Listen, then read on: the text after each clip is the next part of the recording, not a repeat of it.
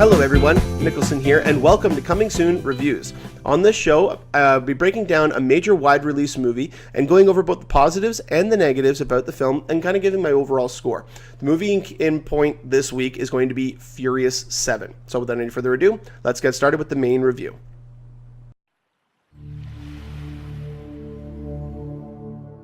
So one of the main things going into this film, obviously that's on everybody's mind, is how did they handle the Paul Walker scenario? So I'm going to save the spoilers until the end of the review, so I'm just going to give my overall impressions. But as I stated in today's episode of Movie News with Niklsun as well, that they could not have handled it more perfectly. I will get into more details later on, and I just want to hear your guys' opinions on it and all that kind of stuff. But they could not have done a better job with this. I mean, they were so respectful. They were so aware of what this movie meant to the fans, as well as what it meant to Paul, that they could not have done a better job on that. And I just have to applaud them for that. With the other sections of the movie, I mean, it felt like a continuation of the previous films. It really did feel right at home, but you could still see the new little nuances that James Wan introduced to the film, specifically with the action sequences and how he filmed them, like the hand-to-hand combat scenes. They felt a little bit more visceral. The camera was moving a little bit more. It was coming in and moving out away from them and all that kind of stuff. To me, one of the biggest standout sequences or standout moments in the movie was Kurt Russell. Kurt Russell's character was just awesome, and you could tell that he had a hell of a lot of fun making this movie. It just, every scene that he was in, he just had a smile from ear to ear. He knew what type of movie he was in. You could tell he loved it. And from what I'm hearing from Vin Diesel himself, who he's been going out and talking about this, Kurt Russell's character is going to be a big part of Furious 8 or Fast 8 or whatever it is they call it, which will most likely come out in 2017 if they keep the trajectory of the last couple of years the same. So one of the most outstanding fight sequences to me was the sequence in the stairs between Paul Walker and Tony Jaa. Now, I would assume that was actually Cody or Caleb Walker fighting Tony Jaa, but still, it was one of the coolest sequences in the trailers, or the sequences in the movie that was not shown in the trailers, which I really do have to commend them for that. But again, this is the most respectful that they could have been about Paul Walker. I mean, this to me, the action was so outrageous and so over the top that I don't even really know what you could, because this is a weird type of movie. This is a movie that acknowledges how bad it is. It's a B movie, and it knows that it's not an Oscar caliber movie. It knows that it's not trying to win any awards or anything like that. Yet, because of that awareness, very similar to what happened with John Wick, because of that awareness, the entertainment value of the movie just gets heightened. Everybody knows what kind of movie they're in, and everybody plays that up. But, I mean, even on top of that, the emphasis of family in this franchise cannot be discounted. You cannot go in and say that this movie is just like there are a bunch of stereotypes and all this kind of stuff. No, you can tell these guys have a family bond between them, even on screen or off. I mean, it's just so fitting. And I mean, getting back to the Paul Walker thing, with the one thing I was surprised to find out throughout when I was watching the movie is that he had filmed sequences of the film that took place throughout the movie. Like, you could tell they shot it completely out of order, because there are scenes very early on in the movie that he had to be obviously CG replaced on. And sometimes you can tell. Other times they did it so well that I wasn't quite sure it was the voice that gave it away. But there was one shot in particular that I really did remember as saying, oh, they should have spent more time on that. And that was, and this isn't spoiling because you've seen this in the trailer, just not this specific shot. But it was when Vin Diesel and Paul Walker are driving the car through the buildings, and they're hopping the building. And when Paul Walker, like, you know the scene when Vin Diesel jumps out and he slides to the edge of the building, and you see the car falling down. Well, the camera cuts over to Paul Walker, and you could very noticeably tell that it was a CGI Paul Walker. Almost every other time, though, I didn't notice it. Like, it was one of those things where I knew that he didn't shoot that scene. I knew that they had not gotten to that scene before his passing. And so I knew that it was CGI, and I was looking for it, and I couldn't see it. You know, and that to me was just a testament to what Universal did because they didn't capitalize on this. They didn't try to make it aware that this was his last movie or anything like that. They didn't try to force him into the trailers. They also didn't try to hide him. But there are a lot of scenes in the movie where you do know that he wasn't there for it because he's shot from behind, or he's in the background, he's blurred out, you just can't really see him. So you know that he just wasn't there, and it really does it really does do a disservice to the movie a little bit. And I'm using disservice because there's a lack of a better word, but there was a much different movie that we were going to get that we unfortunately didn't get. I mean, you know, they made the absolute best film that they could have, considering the circumstances. And you really do have to applaud Universal for having the wherewithal to not try to push this point and to just make the movie about Paul. So, okay, now I'm going to get into my negatives before I start spoiling anything about the movie. One of my biggest negatives, every single money shot that you saw in the trailers are the money shots in the movies. There really isn't any other sequence, save for that stairway sequence, which is, to me, it was very quick, but it was really kind of cool. But the mountain chase with the bus, the cars jumping between buildings, the Rock versus Vin Diesel fight, or the Rock versus Jason Statham fight, the Jason Statham versus Vin Diesel fight, the Rock with the minigun at the end. You know, every major sequence in the movie was shown. Even the Ronda Rousey fight was hinted at in the trailers. So we got to see every single section of this movie before we saw it. But it was more about the journey, more about the ride, which is why I really did enjoy it. I do wish that Statham had a little bit more to do. He was a very menacing villain, and he was the best villain that they've had so far by far.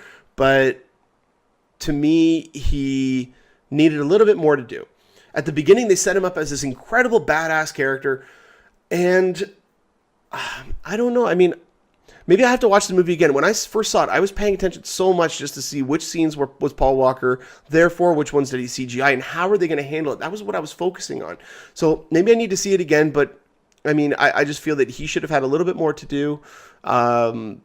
The Rock especially needed more to do because he was only in the beginning and he was at the end, and he wasn't anywhere in the middle of it. And that was mostly due to the fact that Universal originally wanted to shoot Fast and Furious 6 and 7 back to back.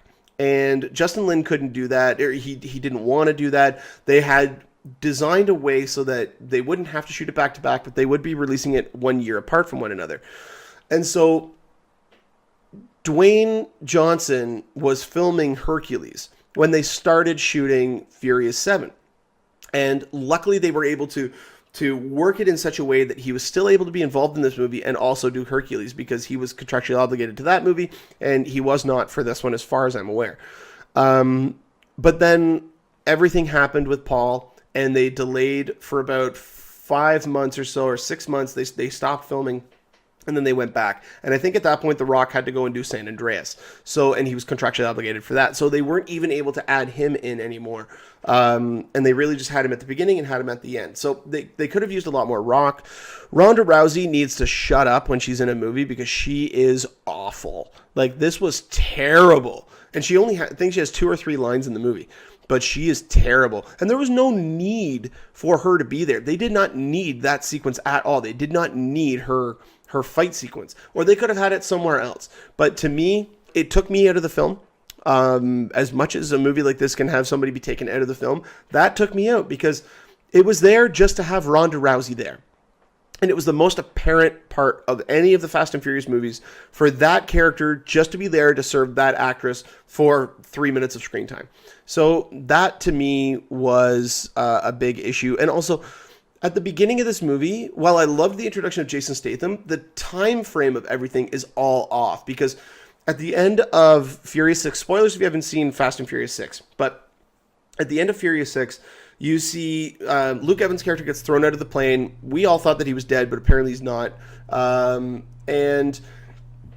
then it cuts to them back in LA, and then it cuts to Jason Statham killing Han in Tokyo. But then in this movie, that takes like 15 minutes to get to that point. So to me, it was just kind of jarring. It's like, okay, so we're right. Oh, wait, okay, so that's not after those events. Okay, so now we're still before. Okay, now we're at no, we're still before. Okay, and then we go after, and it just, to me, it was weird with the time frame of it. It didn't fit well to me. But again, I need to see the movie again to really get a good sense of that. So now I'm going to get into spoilers. So anybody out there who hasn't seen the movie, who doesn't want to be spoiled by anything, you guys can click off now. Anybody else, I'm doing this because I want to get your opinions on this as well. So going back to the way that they handled Paul Walker's the situation, just dealing with him and ending his character and retiring his character, was handled so beautifully. I mean, there was not a dry eye in the theater. Everybody in there was crying. Now, they weren't audibly like, but you could see everybody in front of me, even guys were like, even myself, just wiping away tears because it's so emotional. It just grabs a hold of your heartstrings and just pulls, because it really, he does everything with Vin Diesel has a voiceover in the sequence, and he does everything except for break the fourth wall, because he is now talking to the audience about Paul and his relationship with Paul, not about Dom and Brian, but about Vin and Paul. And it's so moving, mixed in with all of this footage from Paul Walker throughout the series. And then at the end, with that great song, See You Again by Wiz Khalifa. If you guys haven't listened to that song, you need to download it. It's incredible. Just go on iTunes and buy the song. It's amazing. Or even just go on YouTube and listen to the song. But when you just see them driving, the camera's overhead, and then they just veer off. And Paul Walker goes off on his own, and then the camera just follows him, and he just drives off into the distance. And it was so powerful. It was so moving, and it was so respectful of the character. I mean, they could not have done it any better. I cannot think of any other way that they could have done it better, because my original thought was that it was going to be a scene between Dom and Mia where they talk about, and I even said, like, maybe she gets pregnant again, maybe something else happens. And Vin Diesel just goes, you need to get out of here. You need to get out of this life. You need to focus on your family and just go off and take off with them. And that's effectively what they did, but it was Vin Diesel making that choice for them. And, Paul Walker just rides up, and it was so sad when he sees this. He's like, you weren't going to leave without saying goodbye, were you? And he goes, it's not goodbye. And it's so heartfelt and so respectful. And again, they could not have done it any better. And some of the other sequences, it was hard to watch some of the sequences because one little point in case that I found out afterwards, the scene where Dom and Letty are at Letty's grave, and Dom is going to smash the gravestone using a sledgehammer because it's not true anymore. That was Paul Walker's grave.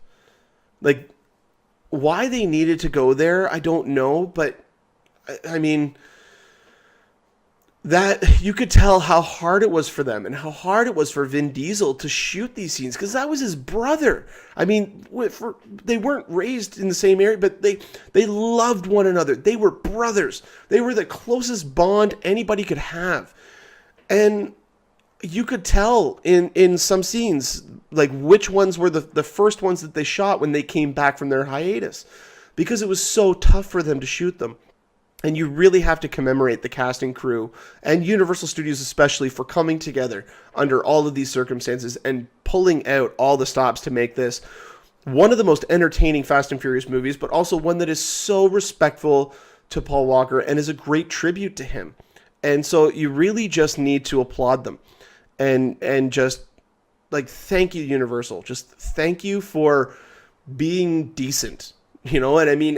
As a face of a big conglomerate, feeling human. I mean, that's something that's so rare nowadays. And so you just really do have to commemorate them. And thank you again, Universal. The last part that I'll just talk about is, again, I've mentioned this before, Furious 8 will reportedly revolve around Kurt Russell's character. At least he will have a bigger role. And it will take place in New York City. So I'm on board with this. And one little thing, how cool were those night vision glasses, those night vision sunglasses that he put on and just came out and just boom, boom, boom, boom, boom, boom, boom, boom. Like, that was a cool action scene. I was so happy with that. I can't wait to see Kurt Russell continue on with this, so only time will tell. But yeah, my overall score on this movie, if I had to give it anything, I give it an 8 out of 10. I mean, this movie was fantastic. There were things that they could have done better. Absolutely. It is a Fast and Furious movie. It's never going to be perfect. But it did its job. It knew what type of movie it was, and it did it to perfection. But more importantly, the way they handled the Paul Walker tragedy, they could not have done it better. Again, I know I keep saying that, but there is no way they could have done that better. And that was what I was left with leaving the theater, was just, I just wanted to applaud them. I just wanted to thank them because they were so respectful. You never see that in this day and age. You never see that. And so it, to me, was just, I was so relieved to see that. But more importantly, what did you guys think of the movie? Did you like it? Did you find it was more of the same? You know, what were some of the standouts from it? What were some of your negatives? All that kind of stuff. Put your comment in the comment section below. I'd love to hear it. And for those of you who haven't seen Furious 7 yet, go out and see it because it is well worth it, and especially as a tribute to Paul Walker. It is so worth it. So I hope that you guys enjoyed this review. And yeah, if you guys have any comments or questions, feel free to put a comment in the comment section below.